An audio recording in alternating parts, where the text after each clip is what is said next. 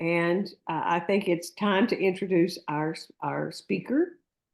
All righty. We're gonna transition here a little bit. So I'm going to invite Dayzia to go ahead and share her screen and turn her microphone and her camera on so that we can see her face. And then I will introduce her. Let's try this.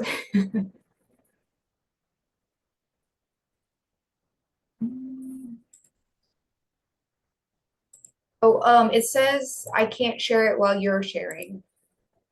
Ah, that's true. There you go. Sorry, I'm used to Teams, so it's got me all backwards. Okay. All right, Dayzia, how would you like to receive your questions? Do you want them at the end of your presentation? Or do you want us to break in and ask you questions as you go? Or do you want to monitor the chat panel yourself? If you have a pertinent question, feel free to, I don't know how y'all usually do it. Sorry, I'm trying to switch my displays. We usually have everyone type their questions into chat, Okay. and then we either relay those to you, or some of our presenters like to monitor chat themselves and answer their questions. So it's totally up to you. If y'all can relay it to me, just because. All right. Can I have a volunteer? One of my Zoom aficionados. Would one of you volunteer to be the chat monitor?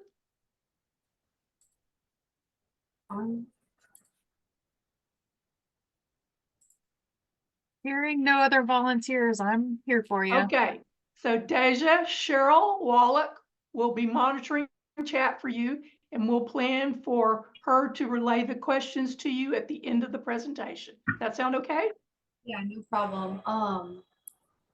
That works for me. Okay, you all, are you comfortable and situated? Yes, I can everybody. Okay, let me introduce you and then it's all yours. It is my pleasure to introduce you to Dayzia Petrusja. Dayzia holds a bachelor's in forestry and ecological restoration from Texas A&M. She served as a regional urban forester based out of College Station for a couple years before moving into the role that she's in now in San Antonio. She is an ISA certified arborist, and she is oak wilt and tree risk assessment qualified, as well as holding many wildfire incident management qualifications. Join me in welcoming Dayzia. It's all yours, ma'am. Cool. All right. Yeah. Like I said, my name is Dayzia Petrusja. I am the Wildland Urban Interface Coordinator here in San Antonio. I have been in this position for only a short time now. I'm actually from San Antonio, so I'm glad to be back home. Sorry, my thing is going crazy. Anyways, but yeah, I'm just here to kind of talk to y'all about a little bit of fire ecology, fire resistant landscape, and landscaping in the wildland urban interface. I'm sure some of the things that I'm saying to you might be things you already know or things you might have heard before. More background. So if it is something you know, just bear with me. We want to make sure everybody's kind of on the same page. But just starting at the bare bones. So, like y'all know, wildfire is a natural process. It comes from the three things: oxygen, heat, and fuel. That's what you need to have a fire. Fuel being any vegetative, organic source. So whether it's wood, grass, trees, and then the oxygen obviously is in our atmosphere, and then any ignition source. So whether that's anthropological or not.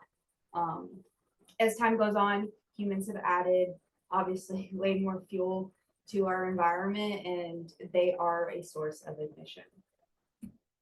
So fires can spread three different ways. So there's convection, radiation, and conduction. So convection is when the heat is transferred by how hot it's making something. So it doesn't have to have direct contact, but if the fire is close enough, it's going to heat up the things that are next to it. And once they reach that temperature, they will ignite. Radiation is pretty similar, and it can increase or decrease with distance decreases with distance, but it's through energy. And then conduction is when the flame is right on top of what it's burning. So as again, I know y'all know, there's lots of ecosystems are extremely fire dependent. So, and that fire dependence is really based on when these plants in different species, different communities of plants rely on the fire to make the environment more hospitable. Bexar County is unique because it falls into 3 different ecoregions, the Edwards Plateau, South Texas Plains, and the Blackland Prairies. And all of those grassland style ecosystems do require, or traditionally relied on fire to help keep them healthy and thriving. The fire kept the shrubs and trees, the woody encroachment at bay, but it also took care of like a high fuel load of the dead grass and everything else from choking out new growth that was possible.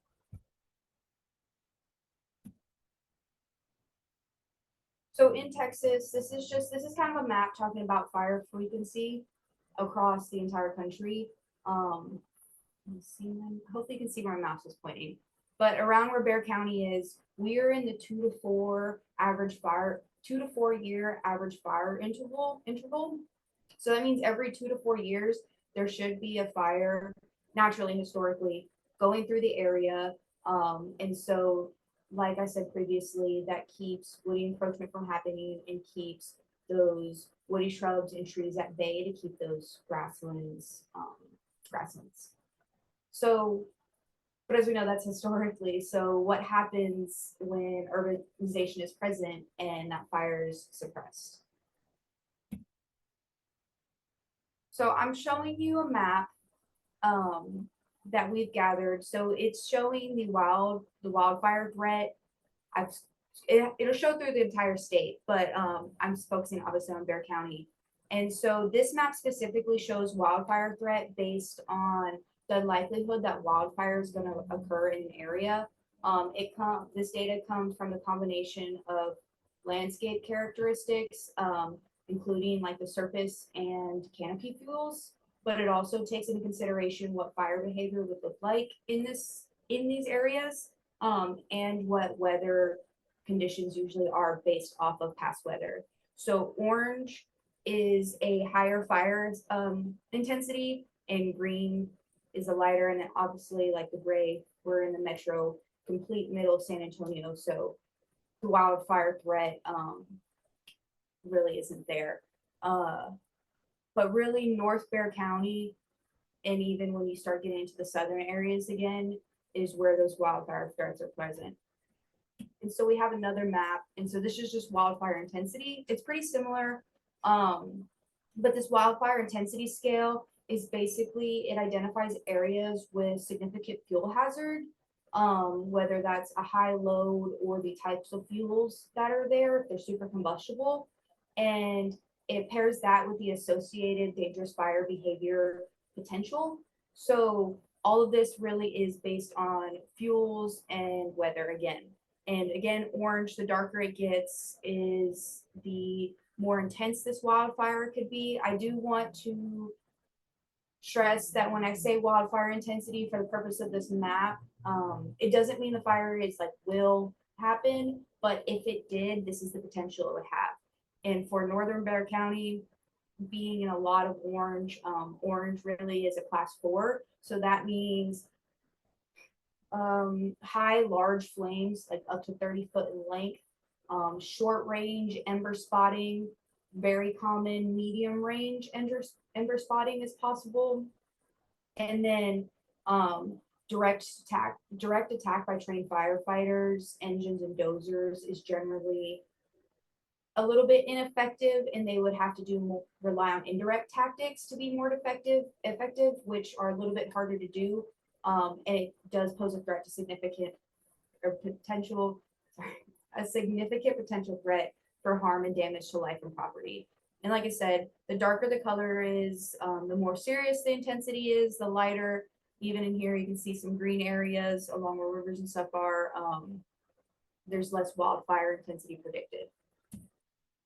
So what does this mean for you? When you think about where you live, whether it's your primary residence or maybe you have a little ranchette somewhere, or even maybe a vacation or a lake home, does the area around it look something like this? Or maybe even like this? Does your back fence back up to an area where it's, there might be a little bit of a fire break right here, but you still have all of, it's almost like wilderness, right? Next to it. Or even if you think about it from a map perspective. So I've got two different places. This is taken from Chavano Park. So obviously a more affluent area of the city, a lot more expensive homes, but they're all still within these wildland areas. And even right here on the left, this is mostly just kind of a wooded area. And then you have all your homes sprinkled in. This area is taken more closer to where I live, off of O'Connor and 35.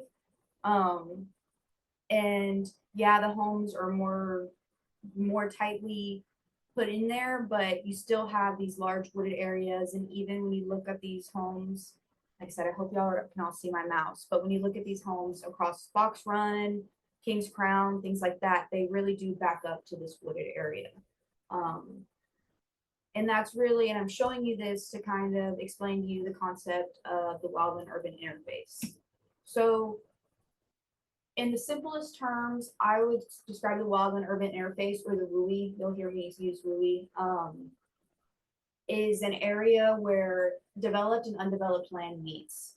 So when you have a zone of urban development backed up to something that, whether it's purposely left as a park or it's just not developed because it just hasn't been developed yet, but it's heavily wooded, there's a lot of fuels, that is the WUI, the wildland urban interface. So like the slide says, it's the zone of transition between wildland and human development. And really as urban sprawl is happening and people are moving outside of these urban environments and moving into more suburban neighborhoods, or just, I mean, when you think about San Antonio expanding, the WUI is there. All as San Antonio expands outside of downtown, basically, or like old San Antonio, that is the WUI. So sometimes it's a very difficult and complex area sometimes when wildfires occur, just because it's a lot of different homeowners, it's a lot of different property. When a fire happens out in the middle of West Texas, in the middle of nowhere, it can be 50,000 acres and it never suits another person. When a fire happens in the WUI, suddenly there's a lot of more structures and a lot more lives and property and things involved, and it becomes a lot more complicated. And even just limiting factors include just like first responder access, or even the resources that first responders have. Like San Antonio and Bexar County is pretty lucky. They have a really good wildland fire division as part of their fire department. But a lot of cities and especially smaller communities don't have that. And a lot of times limiting factors include these first responders being able to even access or respond to these types of fires. Because even when you think of somewhere that wooded, if the fire's in the middle of the wooded area, what you think of as a traditional fire engine that can't fit there. So, and I'm saying all of this to kind of highlight the importance of wildfire readiness and preparation in the WUI aspect. So I have another map, and so this is the WUI of Bexar County. So we get this layer from, it comes from housing density. So it depicts where humans and their structures meet and mix with the wildland fuels. So the darker purple it is the more people that there are. And as time goes on and more people start to move out to the perimeter areas of Bexar County, it will just get darker purple. And even when you come up, I have it cut off, but when you get up towards Bernie and stuff like that, where there's a lot more people in a more wooded area, when you think like hill country type area, it's dark purple because all of these people are in the Uli. And just if you can remember what those other maps look like, where these areas up here in northern Bexar County were the highest in wildfire potential, and then some of this southwest of Bexar County and going into down here into Medina County and stuff. These are where the people are, and these are also where the wildfire threat is. So this map, a little dated, not too dated. It's from it's about the 2022 fire season. We don't have 23s yet.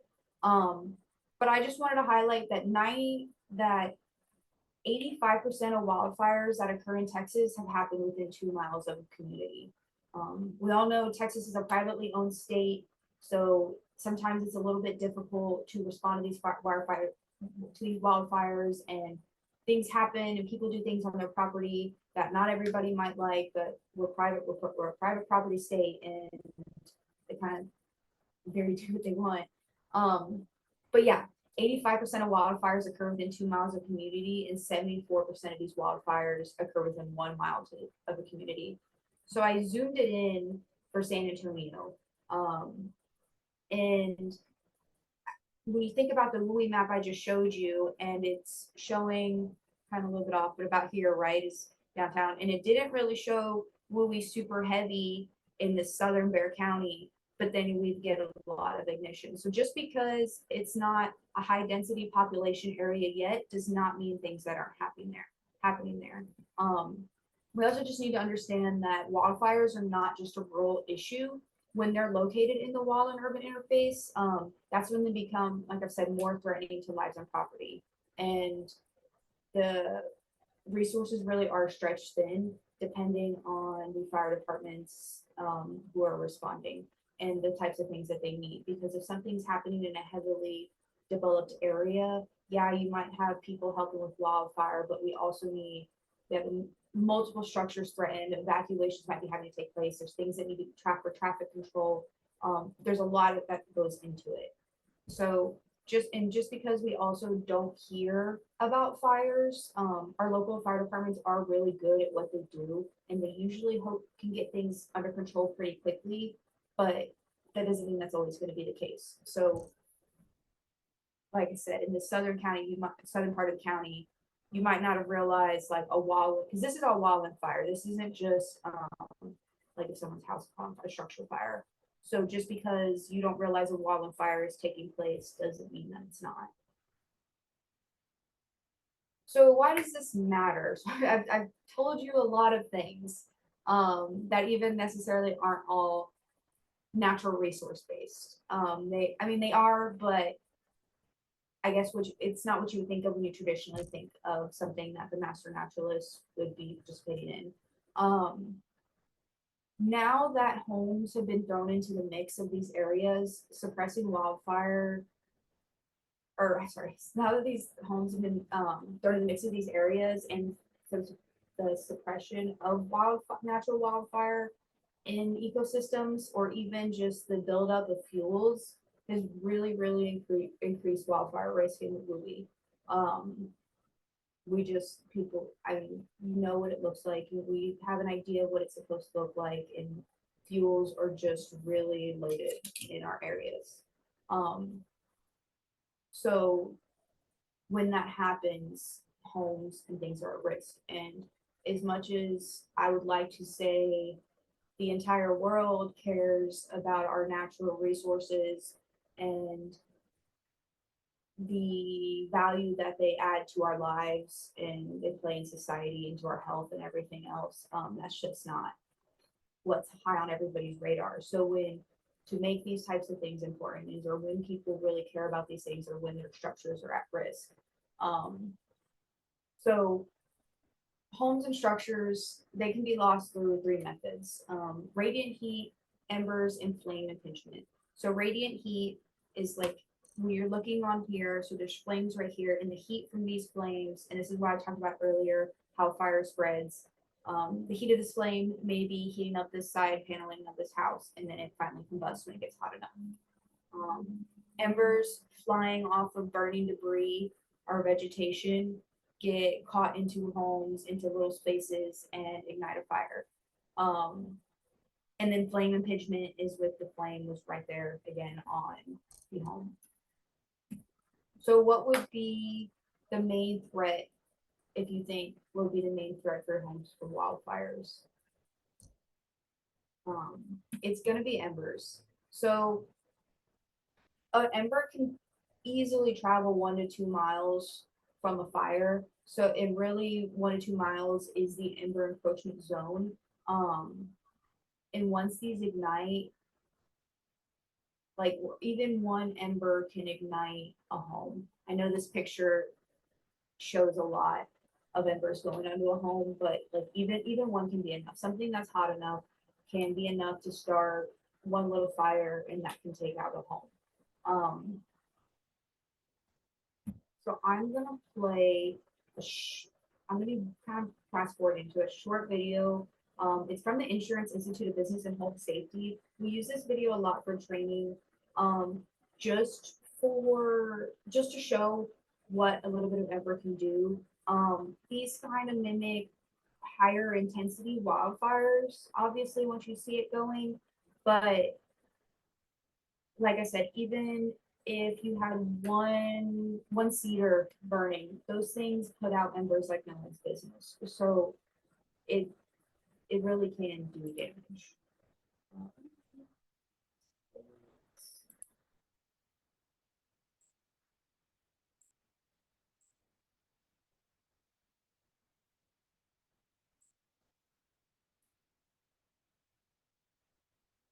So this organization, they basically do a lot of testing to see how flame resistance work or how fire resistance works on homes. They'll test different products and everything to build things resistance. But as you can see in this, just a few embers I'll go back, landed within the gutter and a flame has already started. So when this flame starts, it's heating up this roof, and there you go. Or this house has mulch along the base of the home, and a plant or something in here has caught fire, and now it's a flame impingement on the home and heating up this outside of the home. And it just shows us once things catch fire, homes aren't as resistant as we would love them to believe them to be. And it can just spread from there. And like I said, like embers are the #1 cause of structure loss, other than direct flame impingement. Yeah, and then the whole thing goes. And even this is a good fact. So even in the attic gable, the vent has 1/8 inch mesh screen, and that's what we recommend to put over these attic vents. But even then, embers can still get in.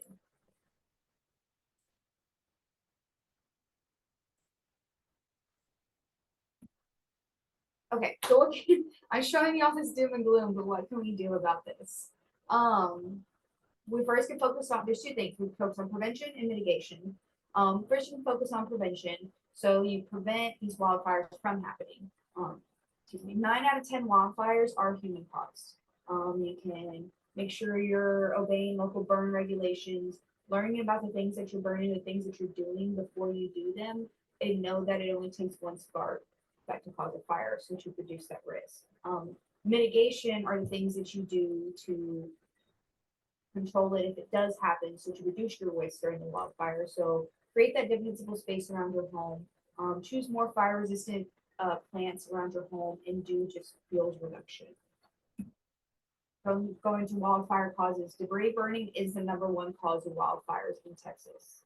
So just make sure when you are burning debris, we're not in a burn ban, and then 2, you keep your pile small and manageable. You keep vegetation, other flammable materials away from the fire directly, and just keep an eye on it all the time.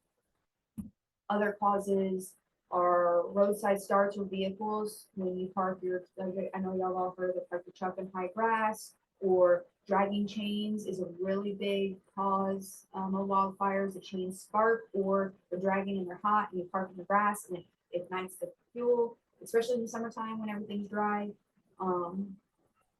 But even welding, shooting, heavy equipment use, when y'all are mowing your yard, watch out for rocks or metal. I know you don't want to hit it anyways to mess up your lawnmower, but those things can spark. So these are just kind of things to keep in mind as you're taking care of your everyday life, but also as y'all are working on y'all's projects, and other things that y'all may be doing in your community and as an organization. These are just all good things to keep in mind. So before I start this next section, I want to just preface, I will make suggestions. I'm never going to tell somebody what to plant and what not to plant, especially around their house. I know there's a lot of, especially someone with a background in arboriculture and urban forestry, there's a lot of conflicting messaging about arboriculture, landscaping, and fire resistance, but really, like, placement is key. Is key. Keeping your plants and trees healthy, clean, lean, and green can go a long way in wildfire resilience. I know I'm going to talk about some home hardening changes also, and I definitely understand that you can't just redo your home. Like, your home is built how your home is built right now.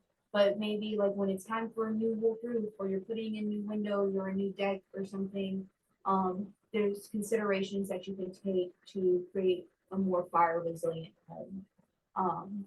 But yeah, fire resistance focuses on really 3 different principles. So there's fire resistant landscaping. So like I said, keeping things lean, clean, and green, and right plant, right place. There's the fire resistant home and yard maintenance. So that's your defensible space. That's keeping the fuel load around your house to a minimum, and knowing that little things make a big difference. Like, one of the ones that we always mention is a wood pile up against your home.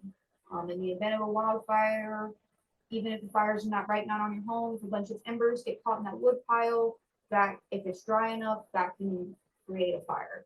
And then, like I said, fire resistant construction. So that's using fire resistant building materials. If you got your windows replaced, moving from, I know old houses are have single pane windows, so moving to double pane windows, or using most roofing material is fire resistant nowadays, for those types of things. So what is fire resistant landscaping? So it's when you create or change vegetation around your home to improve fire protection. This will prepare your property and your community that you live in the event of a wildfire. All vegetation can burn, it's organic material, but different vegetation has different flame susceptibility, so different types can burn different amounts, and spatial arrangements can really affect the fire behavior around your area. And there is no fireproof plant species, but like I said, some are better than others, and it's depending on what species you choose, where you space them, how they're maintained, what time of year it is, because if it's middle of summer, no matter what you do, they're going to be dead. So all of these things are critical to your defensible space. Talking about that, that leads into the home ignition zones. So the home ignition zones is 3 different categories. It starts with the structure itself and goes out. And so their most important ignition zone is this immediate zone. It's a 0 to 5 feet within your house. You don't want, and I do want to also note real quick, a lot of these recommendations come out of places like California. And so we here in Texas, because these are national recommendations, so they're not Texas specific. So when we give these presentations, I try to kind of give that. I understand that nobody's going to go cut out their flower beds from right up there next to their house, and I'm not asking you to do that. But there's just certain things that you should keep in mind when you're in your immediate zone. And maybe, like, if you're replanting your flower bed, you plant a less flammable species, or if you want to move to xeriscaping, that's something that you do. But that this is the home, this is the zone around your home that will mostly affect it. So like I said, it's a 0 to 5 foot range from your home. It's the most important for immediate action. But it includes parts of your homes too. So like keeping your roofs and gutters clean, making sure there isn't vents bigger than 1/8 of an inch where embers can get in. Any flammable material, like I said, like the wood piles, or whether you have just bags of leaves next to your house, or also maybe under your deck where your porch is raised. And this is the area that you want to keep low flammability plants, and make sure that any trees or woody vegetation is pruned up, maybe up to 10 feet, pretty generous, at least 6 feet from the ground. And just make sure this area is mowed and pruned and watered regularly. And I do want to know, and I will be talking about this fire a lot too, this Trails fire in Llano County, a little bit north of us. It was a Firewise community, and I'll speak more on that later, but a lot of them participated in defensible space. I'm looking at the wrong picture, sorry, showing you. A lot of them were participating in defensible space. So you can even see next to this home, they took it all the way. So they put a buffer, no vegetation. They made sure everything stayed green. And this fire burned all the way to here, ran out of things to burn. And even if embers were popping into this green area where the grass is, it's not really, there's nothing to burn. Yes, they have these vegetation, these shrubs close to their home, but that goes back to me saying you don't have to get rid of everything, but as long as you can keep it green, you can take care of it, it's less likely to ignite. So the intermediate zone is the 5 to 30 feet from your home. So this is where you could start thinking of creating fuel breaks. Make sure you keep your lawn mowed.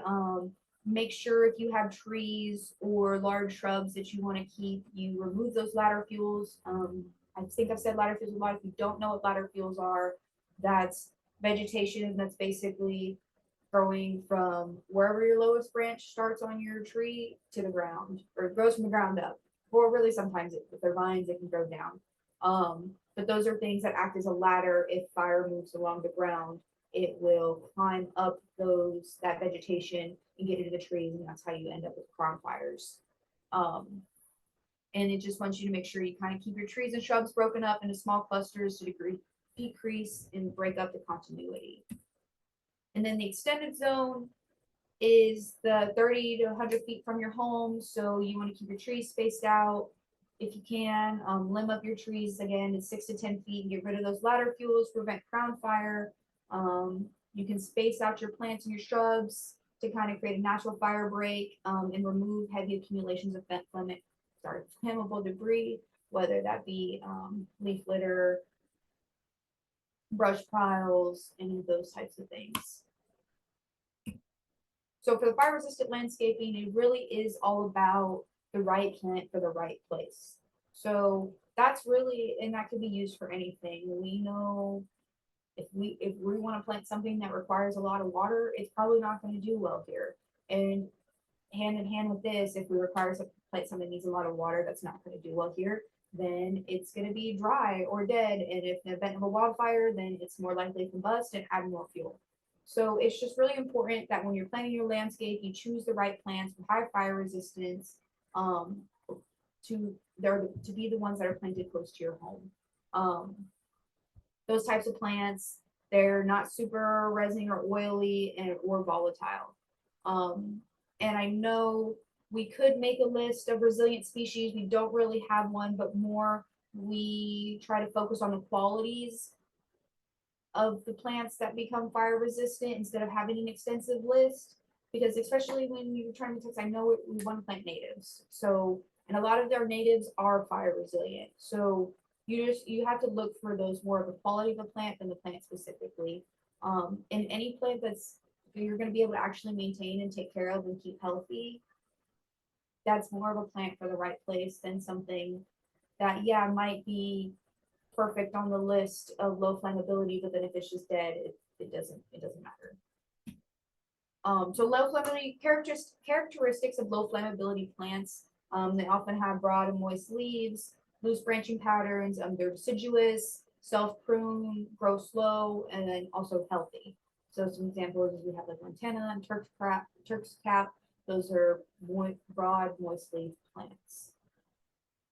High flammability plants are dense, dry leaves, needle or grass-like leaves, evergreens. They retain their dead leaves or branches, so that's requiring you to prune them. They grow really, really fast, so they get big. There's a lot more fuel, or just an unhealthy plant.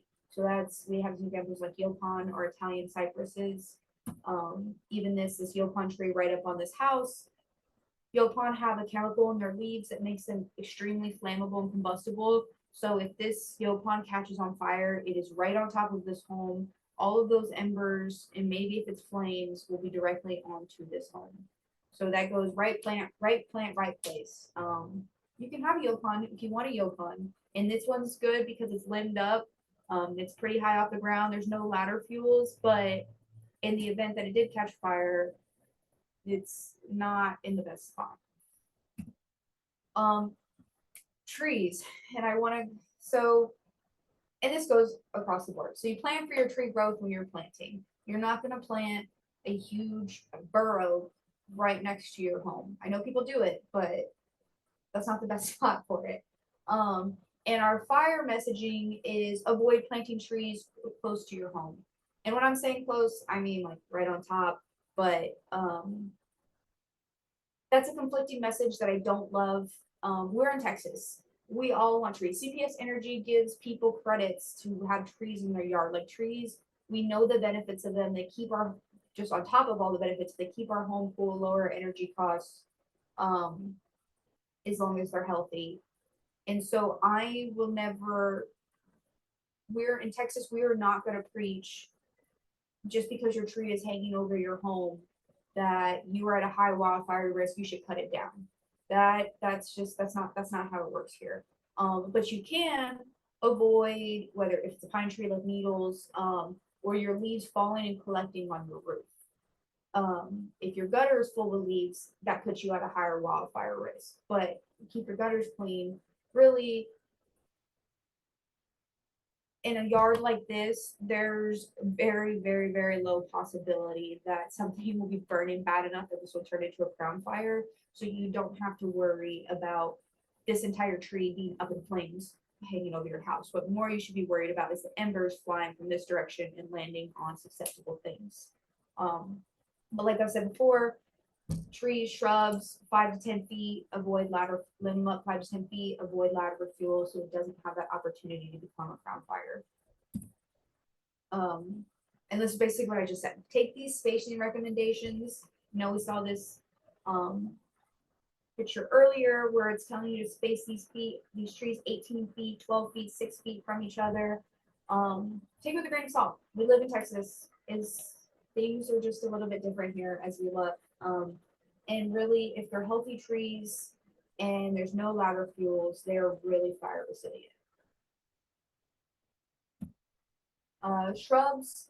So plant low growing shrubs if they're near a structure. Avoid planting volatile shrubs if you can help it near windows, decks, or wood fences. Think those are things that are susceptible to flames.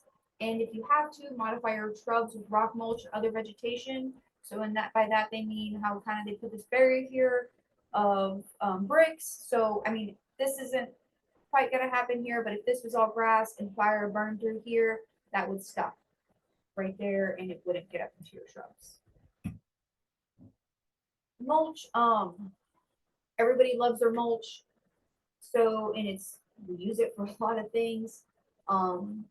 Perfect recommendation is you don't even use it within 2 to 3 foot of a home, like this one. This one's really extra careful, and this is also from that community I told you that burned.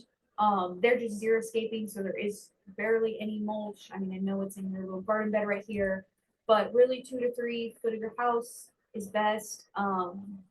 If you do use it, use the thick mulch that stays moist and is harder to ignite.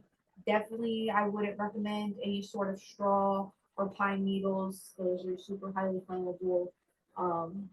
Just not great for fire resistant landscaping.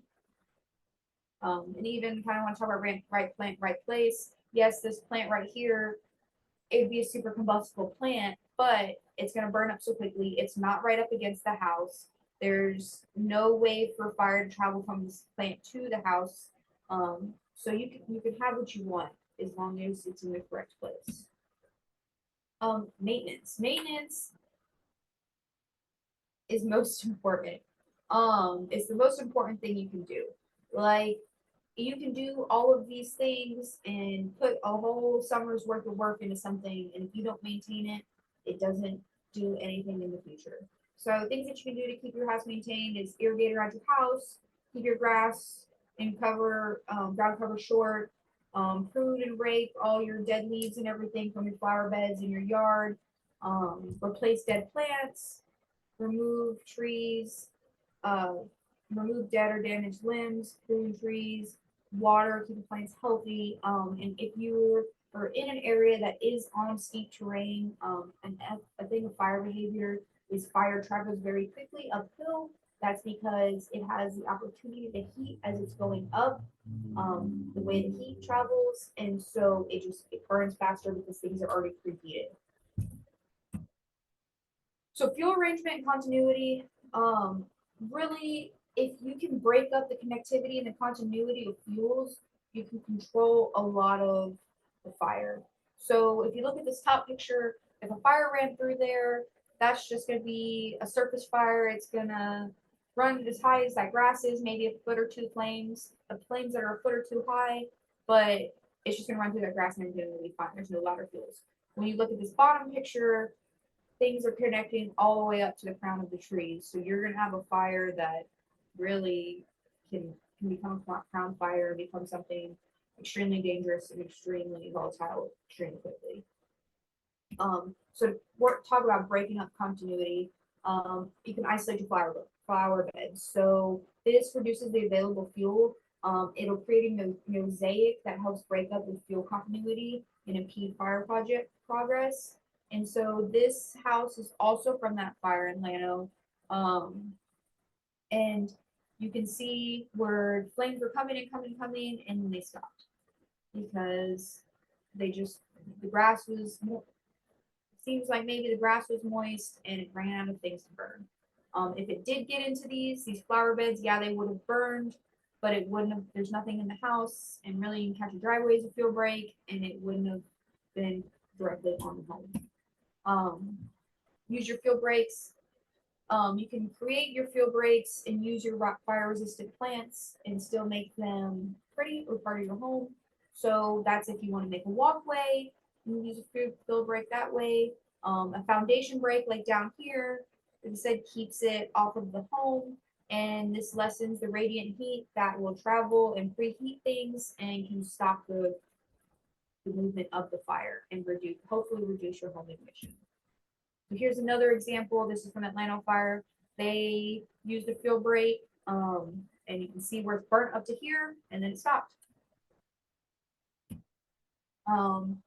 Fuel mitigation is another thing you can do. So it's strategically reducing your vegetative fuels, and this decreases the likelihood of the fire spreading. It also can allow for responders to have more time to get to your home and create a safer environment for them to work. I'm going to show you some just following things that you can do on your own home or maybe even community projects, just kind of some examples.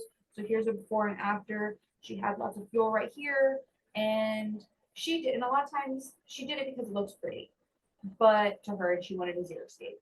But a lot of times these things that people do that look pretty, or you have your well manicured lawn, really are still good for fire, like building defensible space. If y'all work on any fuels projects or work in more natural areas, we try to do fuels mitigation projects when we can. You're getting rid of all these ladder fuels and creating something that a surface fire would just go through. It wouldn't become a crown fire. Let's say there was a community right on the other side of this tree line, the embers, there's not going to be as many embers threatening it, and first responders should be able to catch this relatively easily. Even little stuff, they just took out some of these trees. I believe they kept this one on the right because they wanted to limit access to people seeing into their yard from people behind them. but they got rid of these ladder fuels, just cleaned it up a bit, and it looks nicer and it's more fire resilient. The other things you can do is a shaded fuel break. Those are projects that people often do behind their communities when they have big like wooded areas. A shaded fuel break is essentially just removing the ground vegetation or lessening it and then leaving the trees to shade out other things from growing and to also kind of keep it nice. Same thing kind of going on here. More fuel breaks backing up to communities because if a fire pops right here, yeah, they're gonna be throwing embers, but at least you don't have to worry about direct flame impingement, catching your fence on fire, and then maybe your house. I use that. This is a more recent fire from 2022. I wanted to highlight kind of what we're just talking about the fuel break. They have one right here, and yes, there's direct flames, and yes, there's embers going, but you should be able to see there's a firefighter right here. It's safe for him to protect this structure because he's not in direct flame. So the trails, there was a trails fire. This is what I was talking about in 2020. It was in Llano County, just north of Fredericksburg. They are a Firewise community. So they took, and I'll speak more on Firewise communities in a little bit, but their entire community got together and took steps to have their entire community basically be a defensible space. When this fire rolled through here, there was no homes lost. There was very minor damage on few of them. And this is because they created that defensible space and used fire resistant techniques. The fire traveled through their community into the one next to it. And it didn't even really go that far into their community, but that was not a Firewise community and the people there did not utilize defensible space. And there was severe damage throughout their community and structure loss when it had already burned through this one and everything was fine. So like I said, you can see some examples here. They kept their grass green and eventually stopped fire resistant plants. They created walking trail. Their HOA had the money to create walking trails, but those walking trails doubled as fuel breaks. So you can see where it's burned here and the fuel break stopped. They used driveways as fuel breaks. And then even this home, it's green grass and low fuel as a fuel break. Right here, this house is a little bit, they still did a lot of the right things. They had some combustible plants. You can kind of see where the window was broken from the heat, but very minor damage as to what could have been done or what could have happened. So I just want to talk about ember, since we talked all about this embers and we're talking about things that happen, just kind of an ember intrusion checklist, and just highlight some areas where a home is vulnerable. So like we talked about here, this is supposed to be debris here on the porch, debris that can catch on fire. These are flower boxes on your windows that if embers fall into, they could maybe catch on fire and then break your window and embers can get into your home. Up here at 8, there's a vent that embers can get into. There's a wood pile, but it's really not close enough to your home that it's okay. We use this as a teaching tool for people to identify them, but I just thought maybe it'd be good to show. But here's some real life pictures of this. So this one didn't really turn anything, but when I talked about earlier about making sure under your deck is clean, this one could have been something big, but this is a tiny space. An ember happened to get under there and burned that up. Luckily, it ran out of fuel and burned out, but if there would have been more under that deck, you could have had our entire deck on fire. This next home doesn't look too bad from the outside.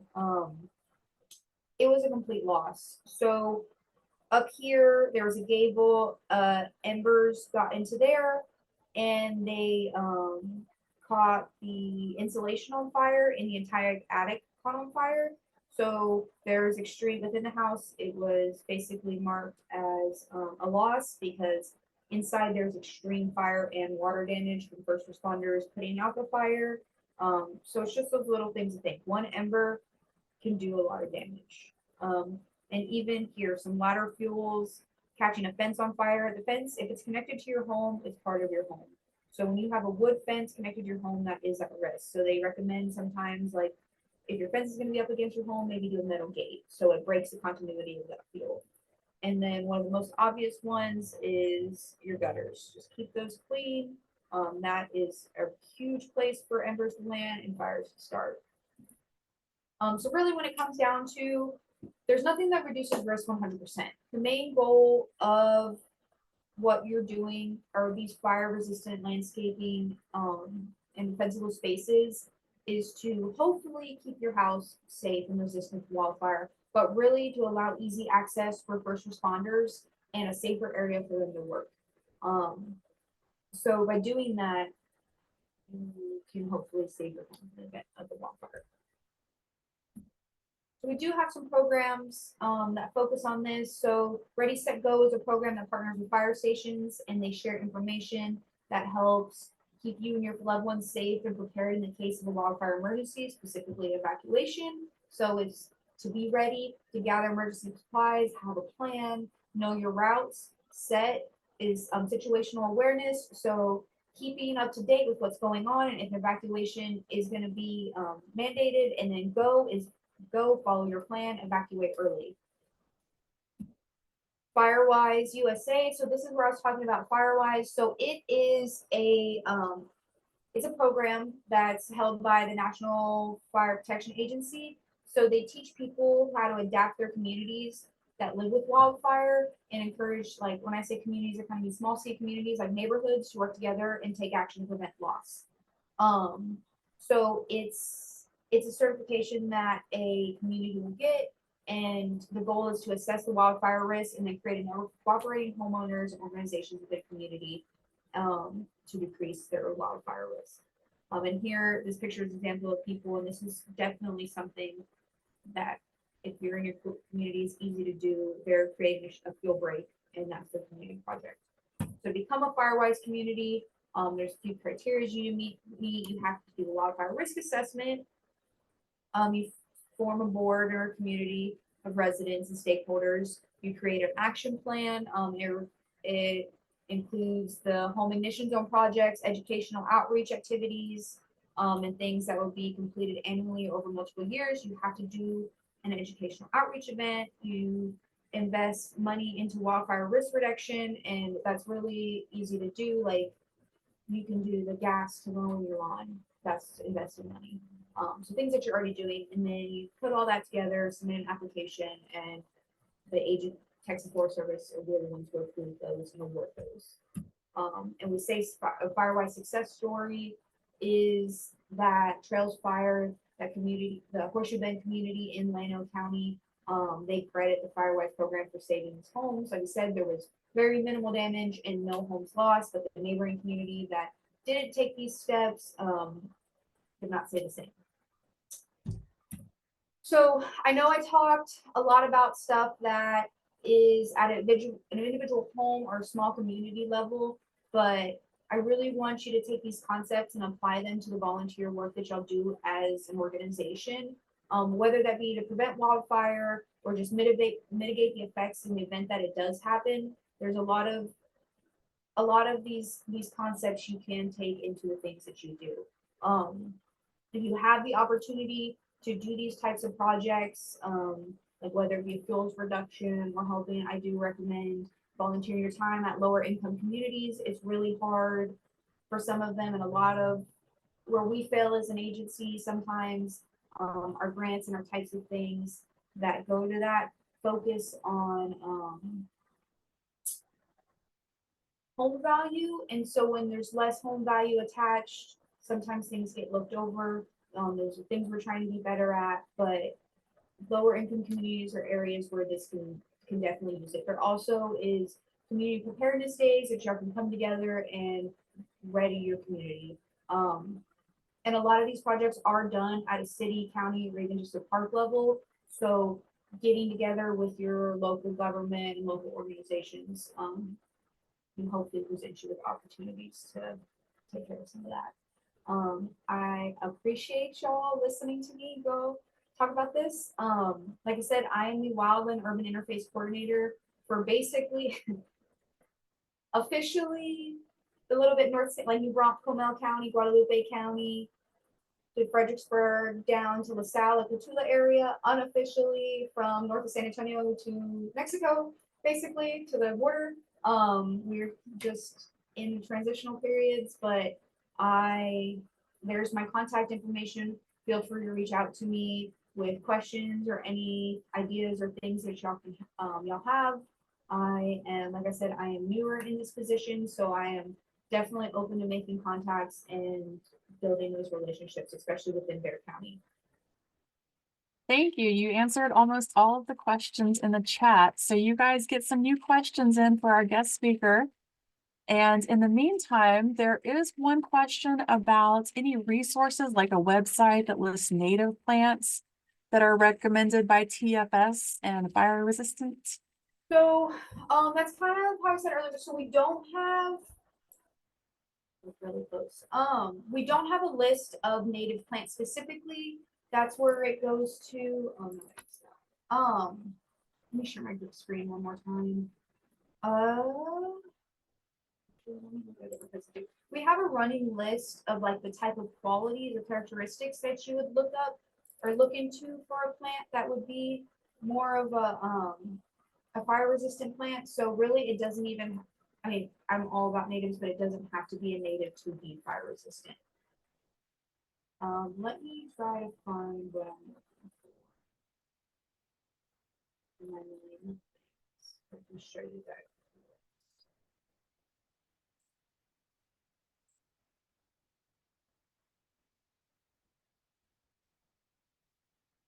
In the meantime, while I'm looking, is there any other questions that I don't have to make us and stare at me? And that is really all that's come in so far. The other ones you answered as you were going. You Yeah. guys ask your questions. And yes, I appreciate you mentioning keeping your gutters clean. I have one more reason to remind my husband of the honeydew list. Exactly. So I'm just gonna go back to my presentation. I can't find the exact picture that I was looking for, but when you're picking your plants, you do want to go wrong. Let's see it right. Broad and moist leaf plants with loose branching patterns, deciduous, self-pruning, slow growers, and then a plant that you can keep healthy is really the most important. You want to stay away from things that are waxy, oily, or resiny, just because that stuff is pretty flammable and combustible. So that kind of takes out a lot of like your cedars and stuff like that.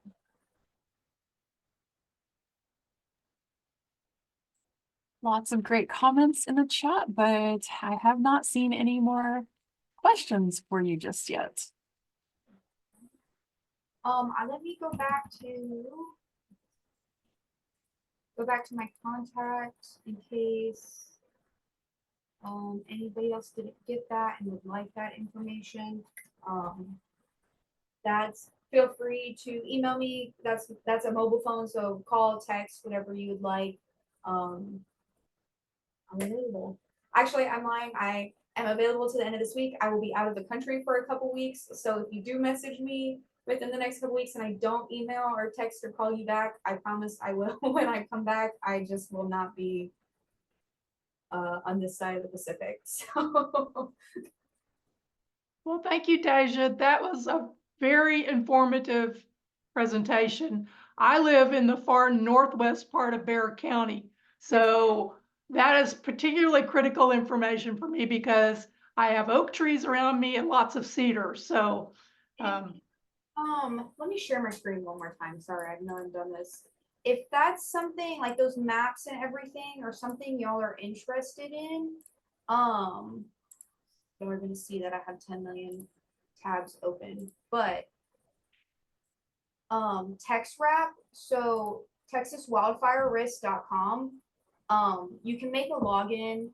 There's a lot of resources on here about the home ignition zones, Firewise, if you're interested in making your community a Firewise community, the WUI, all sorts of stuff, grants, landscaping, and you can find the Risk Explorer is where I find all of those maps. Here's the basic version, and it gives you, it's putting me in Blanco County, but it'll gives you lots of good information. If that's something that you want to use for year-round purposes. Like I said, here, there's WUI stuff. That's very helpful to me. And so, I know where I'm located and that, yeah, I'm on the edge of that, so. yeah, so it's the hill country is it's a little risky up there when it comes to wildfire, but we're working on it. Excellent. All right, So- any additional questions before we close? So I have been chatting with Lisa Martinez. This is Emily, during presentation, and she has sent me several publications from the Forest Service and TPWD and so forth. And I'm going to ask her to make those available to everyone.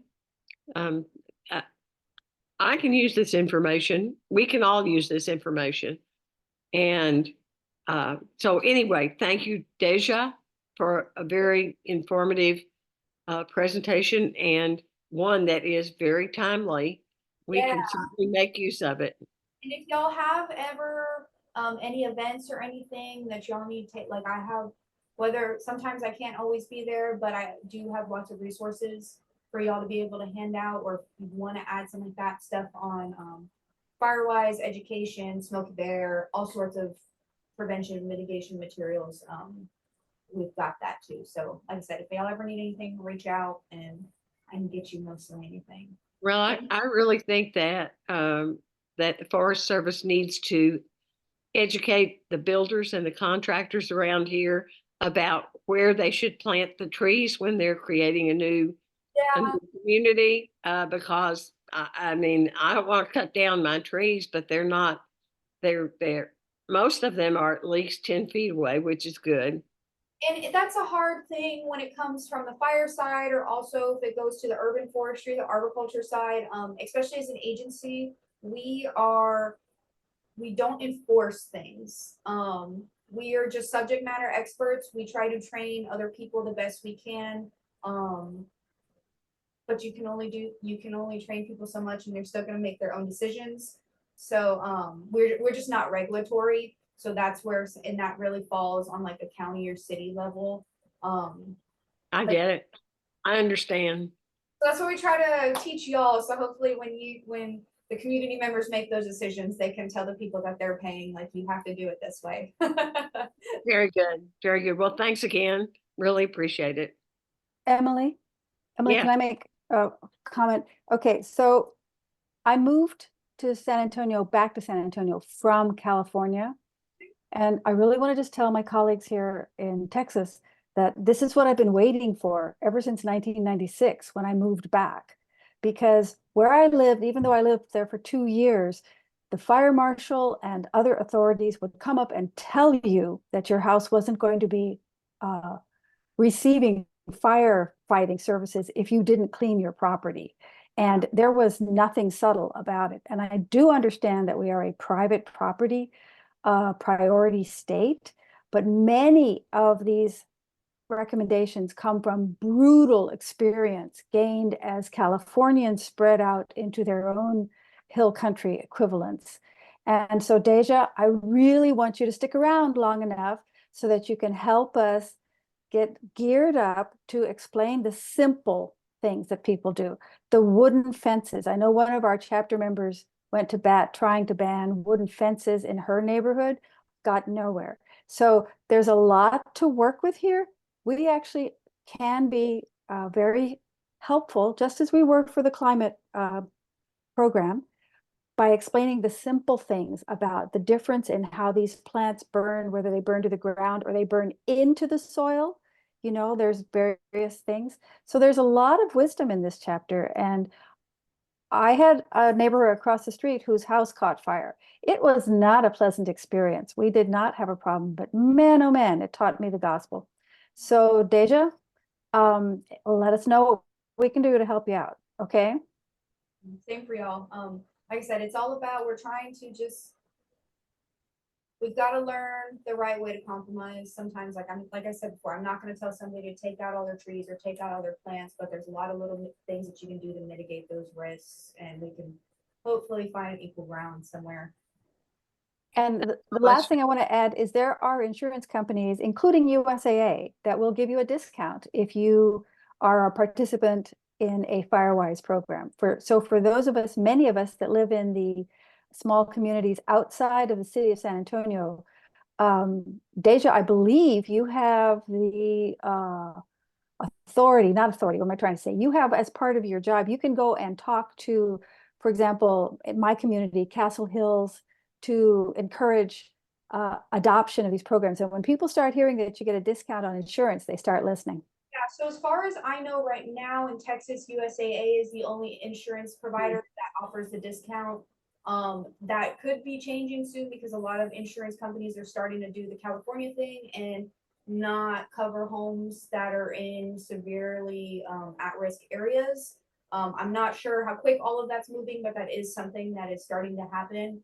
And yeah, like I said, so my region, really quick, just to, sorry to keep this going, but my region, you can kind of see it, but all of that's grayed out, like from the light tan, or from basically here to Mexico, that's what I'm covering, just me. I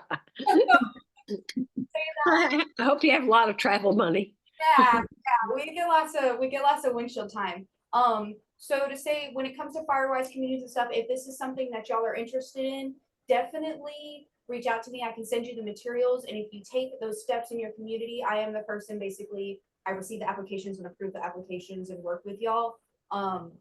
As much as I'd love to, I don't go out to every single community. I try to, but with a region that big and a million other things to do, and I'm also a wildfire responder. We just don't have the capacity and agency to do that. So that's why we try to do things like this, kind of teach the teachers types of things and help y'all build the skills to be your advocate. And then whenever y'all need assistance, we're hopefully are able to provide that. Well, thank you. The It was Texas excellent. Master Naturalist Program has an annual meeting in October. Okay. I'm going to send you information and encourage you to submit as a program speaker for that program. All right. Because I know all of our fellow master naturalists would enjoy and benefit from your presentation. The conference will be in San Marcos. Okay, yeah, send me that information. If anybody's gonna be at the San Antonio Regional Urban Forestry Conference in April, I will also be there speaking on movie stuff with Okay. coworker of mine. I don't know if there's any arborists in the room, but yeah, no, definitely send me that information. And Okay, great. Well, thanks again, Dayzia. We really appreciate it. And at this point, we are out of time. So I will entertain a motion to adjourn. I so move. I second. Okay, anybody in favor, say aye. Anybody opposed, say nay. The meeting is hereby adjourned. Thanks, everybody. It was a great meeting. Yes. Thank you, Dayzia. Thank you, Dayzia. Kind of scary, but thank you. Yeah. Have fun on your trip. Yep. have a good rest of y'all's evening. All right. Good night. Good Good night. night, everybody. Bye.